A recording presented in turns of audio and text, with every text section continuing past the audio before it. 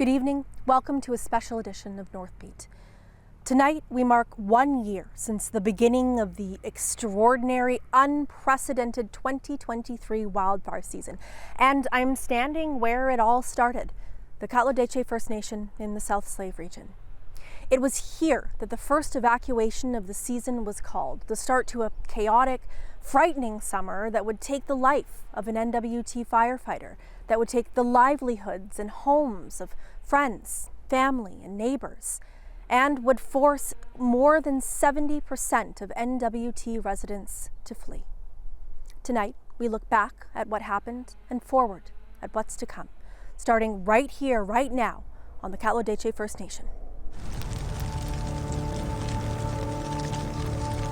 It was May 14th, 4:30 p.m., and a fire raged at the doorstep. There goes our home. Residents of the Katlo First Nation were told to leave and make their way to Hay River, but they weren't there for long. Despite the fact that officials said at 4:30 that Hay River was safe, and at 9:45 p.m. they issued a statement saying there was no alert in place, the situation changed drastically by 11 o'clock that night. Suddenly, everyone in town was told to leave. Many made their way to Yellowknife, where they stayed until it was safe to go back. If I do go back, what is going to be there, right? And was a relief get away from the fire? Yes. My life, my grandkids, and my husband's life is more important than anything in the world right now. This is a community hit by multiple losses. In May of 2022, floodwaters swept through. Then almost exactly a year later, it was fire. So how does a community heal after so much disaster?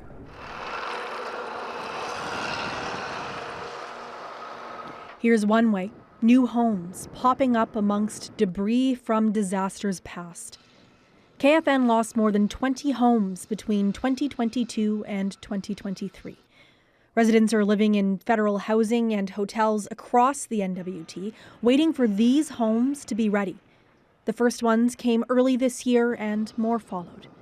The work continues, and so does the wait for KFN citizens eager to move into their new homes and start building their lives once again. In May, another evacuation, this time for Samba Cay, a fly-in only community. The 100 residents there were told to leave on May 31st. Most ended up in Fort Simpson. It was a month before they were able to go back. Just as people in Samba Cay were settling back home, people in Wekwati were leaving theirs. 3 fires threatened that community. They were brought under control just a few days later. In mid-July, tragedy came to Fort Liard, a small community about 40 kilometers from the Alberta border. On the 15th, a local wildland firefighter, Adam Yeadon, was killed on the job. Shortly after his death, his father, Jack Yeadon, spoke to us about his son. He was taken at the prime of his life on the top of the hill. He had a wonderful little wife, a wonderful little baby, and I enjoyed watching him and his family walking down the road, and he's talking to his little baby girl. Adam was engaged in his job, no doubt about it in my mind. And he was sharing with me the joy that he was getting out of being strong and picking stuff up and throwing hose out in the bush and all those things. He was enthusiastic and he was focused on what he was doing. And I think he was knowing that he was doing something that was worthwhile.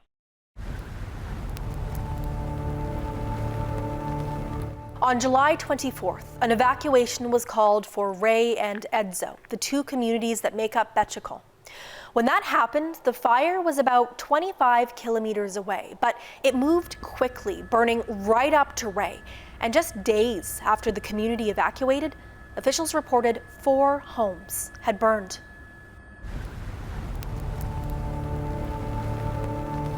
In August, the dominoes began to fall as community after community fled in short succession. At the beginning of the month, there were 177 active fires in the Northwest Territories, at least one in every single region. But the bulk were in the North and South Slave, regions that would soon become largely empty, starting right here in Fort Smith. At 3:15 on August 12th, residents were told to get out and head to Hay River. Fort Smith was being threatened by multiple fires burning in Wood Buffalo National Park. Okay, we're at the foxholes. My name is Ken Hudson. I'm 74 years old. I've been hunting this country like this since I was like 15, 16 years old. If you look out in this prairie right now, that would be all water. It'd be 3 feet of water out there. So all you see is a few little puddles out there, right? Yeah. Compared to the whole country. And you went hunting with Earl, Yeah. your longtime hunting partner. Yeah. And you guys didn't catch anything for the first time? No, you we said didn't. in We 50 didn't fire a years? shot actually. Wow. You know, and it was kind of, after we got in there and realized there wasn't that many ducks, I don't think you even fired a shot. We didn't fire a shot. And it's not, I think it kind of, I don't know, it disturbed us. So when you see this, and when is it going to restore itself? So in my lifetime, I may not get to hunt ducks like I did in the last 50 years, you know? Which is a sad thing because it goes through your mind when you're going through there and thinking about stuff like that. I mean, I get a few ducks in a ditch for myself, but that's not what we do. We've been supplying ducks and geese and rabbits and moose meat for elders since we were kids. We actually became elders while we're doing it, which is, yeah, crazy. Yeah. It's a lot of question marks for the future. Yeah. And you know, I don't know how it's going to affect young people that have maybe just got into hunting and enjoy hunting, and then they'd be as discouraged as I am if they came out hunting, you know. Yeah, it breaks up the ability to pass on those Yeah, skills. for sure. Yeah. Yeah. Oh well, that's life, I guess.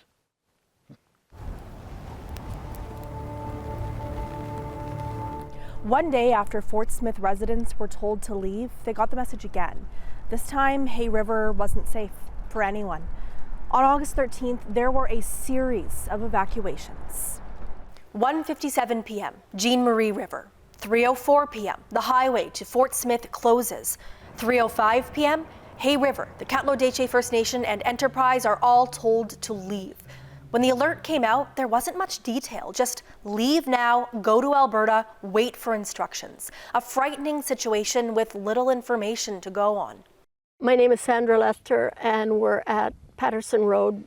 This is the place I grew up on. My parents' house, which is destroyed by the fire, was right down there. My nephews' homes are right there and there. They were destroyed by fires, but they've rebuilt already. It looked ominous, but we were told the fire was moving towards the town and not this direction. Somebody phoned me and they said, "How are you doing?" And I said, "Fine, I'm just ready to leave." And just then the door slammed on my house, which was bizarre because it was quiet. I found out after it was the forest fire was right there, and it was sucking the oxygen out of, it sucks all the oxygen out of everything. I looked out the window across the street and I saw the hill on fire, which is Patterson Road. And I tried to grab my cat, but there was a big bang. One of the windows blew out on the back side of my house, one in the bedrooms. And I couldn't see the cat. I swooped up the dog, and I'd left the keys in the ignition of my truck. And I ran out with a pair of shoes on, a pair of leggings, and a bra. And I grabbed a shirt off the ironing board, and I grabbed my dog, and I got in the truck, and I got out of it. It was pretty scary, but I think I was in shock because I can remember saying, "Oh my God, oh my God, oh my God," but that's about all I could remember saying. And I backed my truck up, and that it was on fire there, so I went down through this, which used to be my lawn, and up onto the road and went down the hill to the river.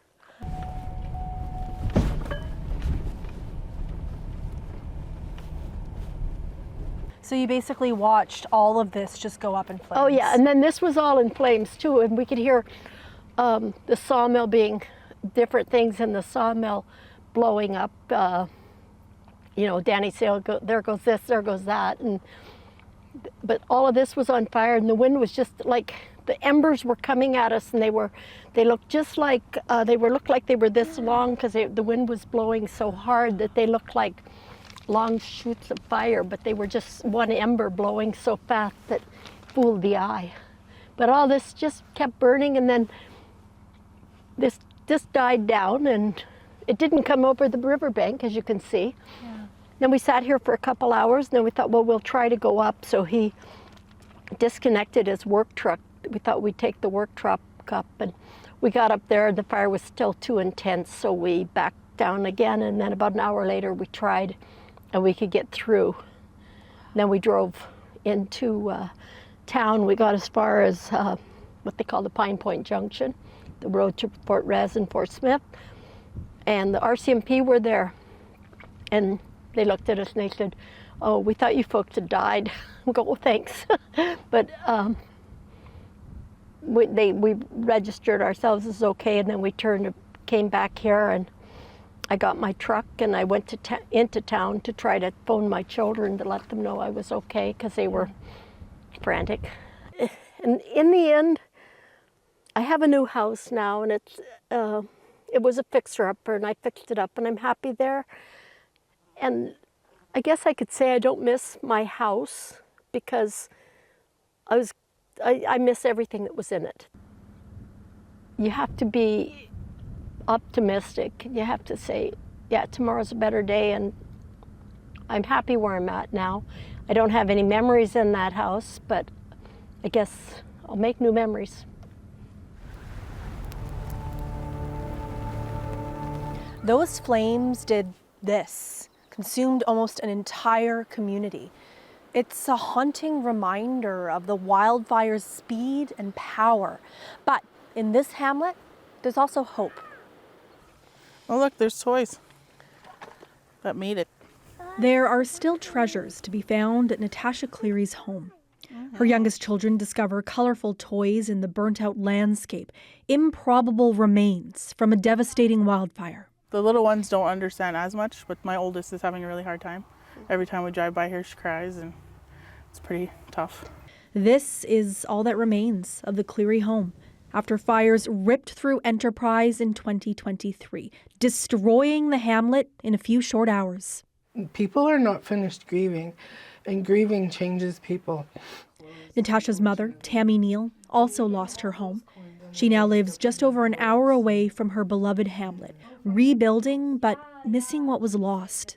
What made Enterprise home was the people, the closeness, the smiles. Both mother and daughter would like to return to Enterprise, but they don't know if they can. The community still needs cleaning up, and it's unclear when everything will be done. Slow. Everything's slow. Mike St. Amour has plans for this community. The hamlet already ordered some trees. St. Amour wants red maple to add some color to the traditional pine green. He also wants people to come back. Patience, I guess. We all need patience. And this new council, I think we're going to work together and push together. Neil hopes for the same, the return of that closeness you can only find in a tight-knit community. She believed the crisis would pull people together. Instead, with Enterprise residents scattered across the territory and beyond, she fears people are further apart than ever. I just hope that everybody can pull together and make it happen, make Enterprise again. Emotionally and mentally. Physically, it'll never be the same, but the people can come together again. By August 16th, flames were 17 kilometers from Yellowknife, and people started leaving. They were ahead of the pack. At 7 o'clock that night, this happened. I'm directing residents of Yellowknife, Deda, Delo, and Ingram Trail to begin evacuating in a phased approach. More than 20,000 people told to get out, then given a day and a half to do it. Some people drove, others booked flights, and still others waited in line for hours for a government evacuation flight. And on August 17th, Kikiza also fled. By Friday, August 18th, the territory was nearly empty. My name is Shane Thompson, the member for Nahende. During the 2023 wildfire season, I was the Minister for ECC and Minister of Municipal and Community Affairs. So if it wasn't burning, we were dealing with the evacuation. So like we're dealing with fires and then evacuations. Let's talk about the Yellowknife evacuation. Okay. I'm wondering how that unfolded for you and your staff. That day there, when we did this state of emergency, everybody thought it was Yellowknife, and that was why we did it. No, it wasn't. It was a Nuvik. We were looking at resources that might be taken out because companies had other commitments. We had situation in Hay River and Fort Smith, then Yellowknife, and what people didn't seem to understand is Yellowknife was the evacuation center. So everybody from Fort Smith and Hay River were coming here, or Fort Providence. And so when we were looking at this here and what would happen, we had 60 elders from Hay River and Fort Smith. So that was the first priority for health and social services, plus the hospital. And we had a window of opportunity, and it was 72 hours, I think, or 48 to 72 hours, I think it was. And so we started looking at, and when we finally made the decision, it was based on all the evidence. It was moving. Like even probably about 4 hours before that, it was, okay, we're good right now. And then it was like, we're not good. And so decisions had to be made. And I'm very comfortable with the decision made. I'd make that every day and twice on Sunday. If there was one thing that I would have wished we could have done, would have probably been having that same window of opportunity for Hay River. Do you think then that the evacuation of Yellowknife was a success? Would you consider it a success? Well, did anybody die? Nobody died. Could things been done better? Yeah, everything could be done better. Like, I mean, that's why you do the after action review, and the department started working on it. And it's, we were doing it for other evacuations before. So here, Yellowknife, it just added to the mix of everything that we did. Like ECC started doing the after action review on each fire. So, how we learn things, and, even from the first evacuation to the very last one that we had, you're learning how things are, how you can improve things. Was there still challenges out there? Yeah, there was lots of challenges, but the new action review plans are going to come up with how to fix them, improve them, but you're never going to have a perfect plan. It was such a collective experience that so many of us went through, even though we all went through it in very different ways. And I certainly found, at least among my friends and colleagues, there was definitely a few moments when we all got back before the election. Which was another big story, of course. But there were a few moments when we got back where we all kind of got to sit with it and think about what we had all just been through. I wonder if you had some of those moments and if you're comfortable sharing what you felt when the city and the communities were back home and the work never stopped, but perhaps there was a moment for a breath. I think there's probably 3 moments that resonate with me when I come back. I was actually over here. I was walking, and I was coming into the building, and a lady stopped me and said thank you. And I went, sorry, ma'am, for what? For saving us, for doing what you had to do, for making a difference. And it's very humbling when you have people say that to you, because you're just doing your job. You don't think of it. The other one was when probably the moment where the decision was made to do an afterburn or ignition operation in Hay River. And it was funny because the colleague, minister at the time, he sent me a text, and he was already evacuated, and he sent me a text and say, hey, Shane, this fire's coming and it's on the West Channel and it's big and that. And so he sent me a video of it, and I sat there and I looked at it and I went, huh, that's awesome. And he goes, what do you mean that's awesome? I said, see that helicopter in the background? He goes, yeah, that's an afterburn. It's actually doing the job it was doing. So that was kind of aha moment then when I went to visit. And you sit there and you take the tour and you watch how that operation worked. And a cabin and a trailer was the only thing that got burnt. You could see where the fire actually stopped. And there was all these cabins and motorhomes and trailers didn't even get touched. And again, you know, an operation that did that, they just saved the hospital in Hay River. Fort Smith, 1 degree. And everybody goes, what do you mean 1 degree? The wind blew 1 degree. That was the difference of saving that town. You know, it was, you go see the landscape and see how hot it burnt. But people were coming back home. Probably the worst one for me, though, was in Betchico when we lost those 4 homes. And listening to the firefighters, and they had to be pulled back because the flames were, they couldn't get in front of it.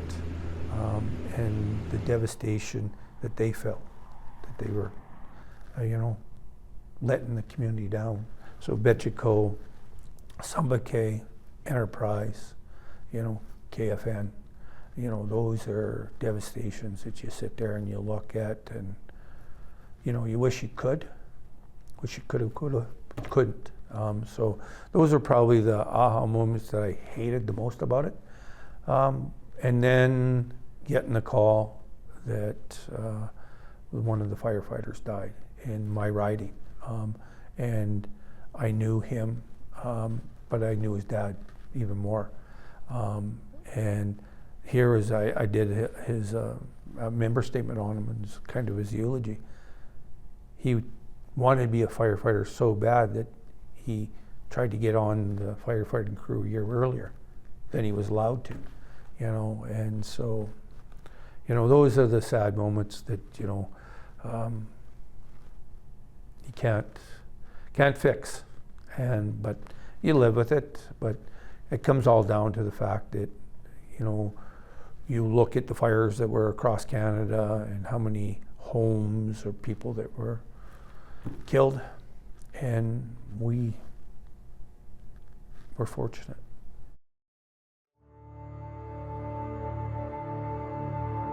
After Enterprise was hit, this was one of the only gas stations until Alberta. The other is just up the road in Fort Providence. Thanks to a few key players, the hamlet became a safe spot to take a quick break or wait it all out. We just do it and take it as it comes, and at the end we sit back and either go wow or we'll go ooh. This was a wow moment though, right? A wow moment and a proud moment. Thousands of people from Yellowknife passed through Fort Providence, waiting in lines that stretched for hours. In the rush, the community pulled together. The only issue we really came into was when the panic set in, and it was like, you know, do we have enough gas? Do we have enough groceries? How is this going to impact the community as well? People in Fort Providence were impacted, but they were okay. And now the lessons of last year are being applied this year. Making sure that we're always stocked up on staple items and bottled water, because last year we sold through bottled water like crazy. And then for gas, we usually have a threshold of where we order, but now with wildfire season, we're going to raise that threshold a bit. Similar strategies are in play at Big River, along with a request, a fast track to essential status from the territorial government to ensure the smooth delivery of necessary items. Last year when everybody else left, we were cut off because they weren't bringing us any supplies. So I had to send my guys, 2 of my employees, down with our pickup truck through the flames to get groceries and stuff from my shelves. Okay, the highway is over there. On the edge of town, a different kind of preparation. This fire guard here, it goes right around the town. The mayor of Fort Providence shows us the new and old fire breaks. Denny Bolio brings a unique perspective. He was a firefighter himself for 38 years, and he put in a decade on this land. Hopefully if fire comes, we'll just burn off the fire guard and let the fire meet the fire, and we'll be okay here. Bolio made a promise to his people. He says they'll stop any fire before it reaches the community. He's optimistic but cautious. It's dry. I've seen, almost firsthand how fast fires are traveling already in May. So the next 2 months, the fire is going to be pretty wicked when it gets in a dry place. So we'll just have to prepare. Bolio says the town is almost done its emergency plan, a roadmap for the worst case, as people in the hamlet hope for the best. In the chaos of the hasty exit, not everyone was accounted for in an organized manner. People lost track of their family and friends, and governments lost track of their people. The Clicquot government scrambled to find its citizens spread out across Western Canada. The MLA for the region called it a nightmare. My name is Jane Wayellen Armstrong. I am MLA for Montphy, Clicquot region. Well, there's still a lot of people that are still affected by what happened last year. So, especially with the vulnerable, especially those suffering with addictions. We know that some of them didn't come back, So I know a lot of families were very concerned, especially that were out in the outlying communities. They were concerned about their families out there. Like it's a worry. It was a worry for a lot of them because there was no communications. I did introduce a private members bill to force the government to work with the Indigenous government, so that there's a better communications. There's more coordinations, that they will work well with the Indigenous government. So now I think a lesson learned from last year, I know that they've been pressured. The government have been pressured through the Council of Leaders, the Indigenous government, that they cannot do what they did last year. So they know that they have to work with the Indigenous government to avoid the catastrophe last year. In total, 306 fires burned in the Northwest Territories in 2023. They consumed almost 3.5 million hectares of land. In the face of such catastrophe and future wildfire seasons to come, how do we cope? So if you're finding that you're hearing about wildfires and you don't want to think about it, or you're finding that you're smelling smoke and it makes you feel really reactive, that's a signal to really take time to dive into self-care, to community, and to, if you're having any kind of suicidal thoughts, any kind of worries, to come see us in the health system so that we can help you out in a more sort of intensive way. Much changed last year. Lives were upended and one was lost. Landscapes were transformed by bulldozers and by flames. And a new reality of more intense wildfires and smoke driven by climate change made itself clear. But we learn and adapt. Northerners are resilient. We care about our neighbors and our communities. A year after the start to the 2023 wildfire season, we come face to face with another bad year. But we'll tackle it as we did last year and in years previous, together.